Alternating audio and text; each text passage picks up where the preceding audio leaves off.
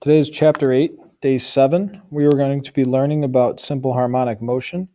In order to be able to solve these problems and make the graphs for the examples that utilize simple harmonic motion, it's important to have a basic understanding of what simple harmonic motion is.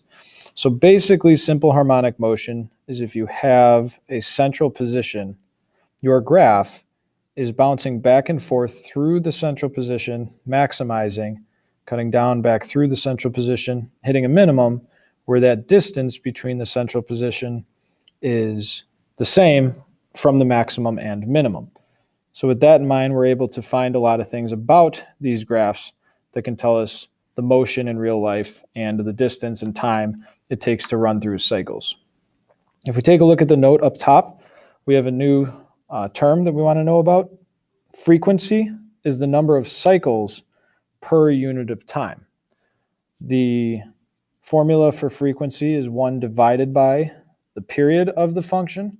Remember, we learned about the period of our sine and cosine functions means how long does it take to get through one cycle of time. So frequency is just the reverse, where it says how many cycles are you able to get through one unit of time. If we take a look at number 1, it says assume that simple harmonic motion is described by this equation, S equals 4 cosine pi times t over 2, where S is in centimeters and t is in seconds. So if we take a look at part A, it just says specify the S coordinate of the mass at each of the following times, where t is 0, 1/2, 1, and 2, and it states that one of these coordinates will involve a radical sign. Use a calculator and round the final answer to 2 decimals. So if we look at this, we have our equation. We just want to recognize the S coordinate of the mass at each of the following times. So we're just going to take our equation there and plug in 4 cosine of pi times 0 over 2. Remember, this would be 4 cosine of just 0, where cosine of just 0 is going to be 1. So our coordinate would be at 0 for t, 4 for s. So s would be at 4. If we take a look at the second one, we would have 4 cosine of pi times 1/2 over 2. That would be equal to 4 cosine of pi over 4, where we know pi over 4 is equal to root 2 over 2, because that's the x value of a pi over 4 reference angle. So then 4 times root 2 over 2 could simplify to be 2 root 2 as our y value, where our x value that we plugged in was 1/2. So these are our coordinates so far.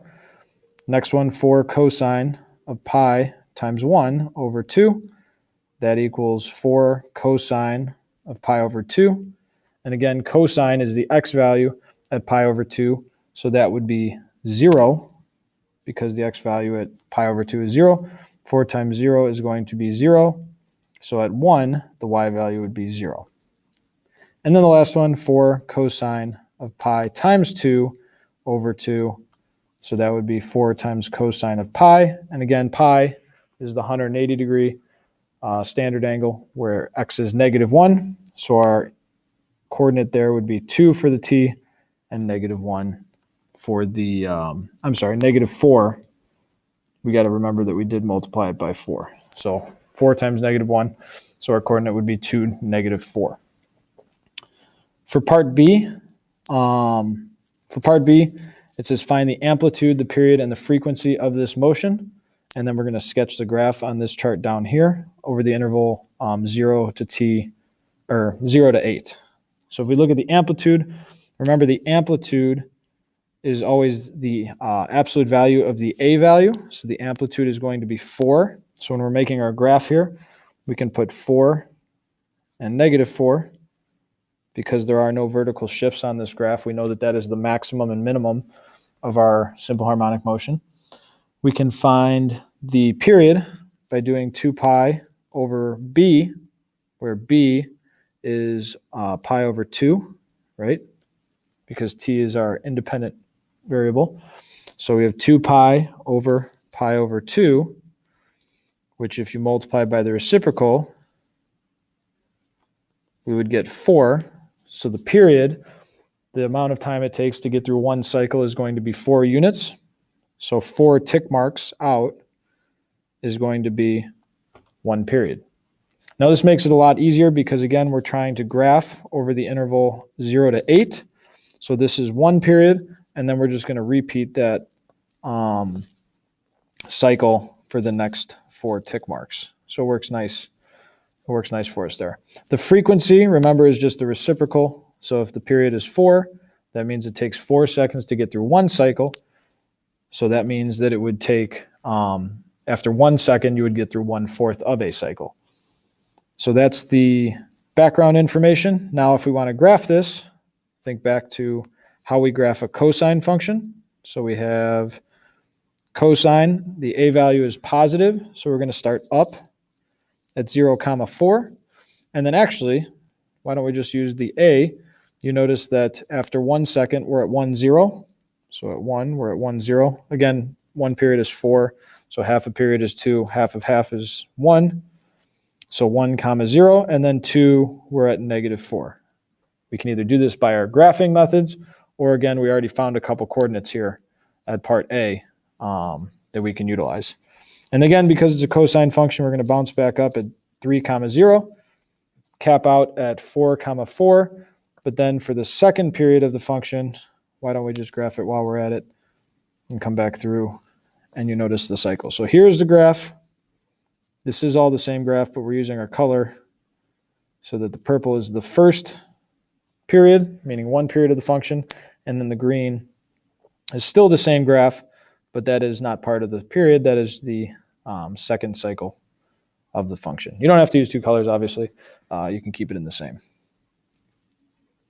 So that's part B. Part C, it says use your graph to determine the times at this interval at which the mass is farthest from the origin. Well, remember we said simple harmonic motion means that this is our central point. So this mass that they're calling it is cutting through the central point, getting way out here, that distance 4 units away from the central point. Then it's getting back close to the central point. It's right on top of that central point, and then it goes away. So it is also still 4 units away from that central point once we get to that maximum. So the times that it is farthest away from the origin, our origin is this central point, which is the x-axis, or the s-axis, I guess. I'm sorry, the t-axis. So the times where they're the furthest away would be our maximums, all of our maximum and minimums across the interval 0 to 8. So the times would be at 0, 2, 4, 6, and 8. For part D, it says when during the interval is the mass passing through the origin? We just said that. The origin is that horizontal independent axis. So those times would be 1, 3, 5, and 7.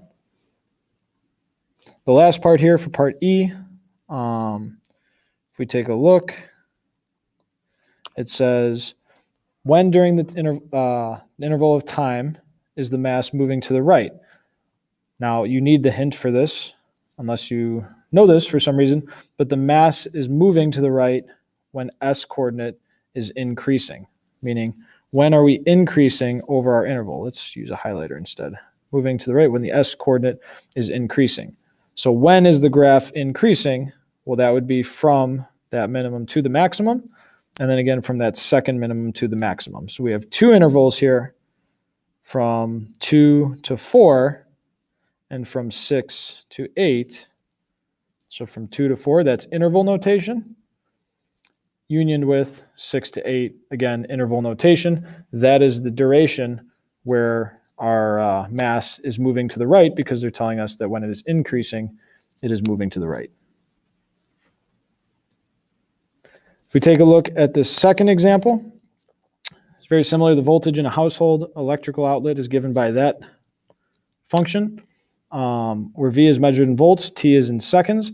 Specify the amplitude and frequency for this oscillation. So again, amplitude is the absolute value of our A value, so it's 170. The period is 2 pi over 120 pi. So you end up with 1 over 60, which means the frequency is the reciprocal. So the frequency is going to be 60. So the period means that it takes 1/60th of a second to get through one cycle, and after 1 second, you would get through 60 cycles. So if it says specify the amplitude and the frequency for this oscillation, we did that. Graph the function. So if we graph the function, we know the period is 1/60. So again, 4 tick marks out. We're going to do 1/60, and then you can cut it up. We have 1/120, 1/240, and so on. Says graph the function for 2 complete cycles beginning at time equals 0. Because it's a cosine function, we know that the amplitude is 170. So 170 and negative 170. Let's go ahead and graph because it's a positive A value. There is 1 cycle right there. And then if we wanted to add on a second cycle, which it's telling us to, we would go ahead and do so. Oh, missed that last tick mark. So there's our 2 cycles. For which part T in part B, for which values of T in part B is the voltage a maximum? Well, the maximum, again, it's telling us these maximums. That's where the voltage is a maximum. So that's going to be at 0. That's going to be at 1/60. And then we got to find this tick mark. Well, that's 2 times 1/60. So that's going to be 1/30 seconds. Okay. So we're taking our knowledge and our ability to graph sine and cosine functions, and now we have to interpret them and apply them to physics and real-world problems.